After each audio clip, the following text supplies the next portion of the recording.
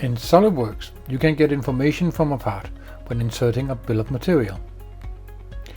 This will ensure consistency between your part and assembly drawings. For the most part, the information is filled out on a component level, and the information is transferred to the assembly BOM.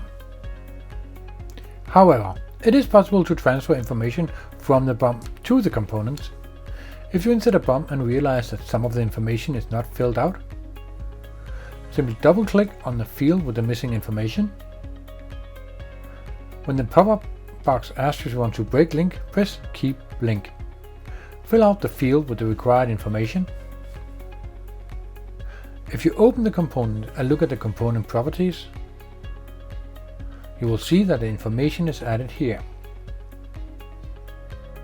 Note that the property is filled out within the active configuration of the model.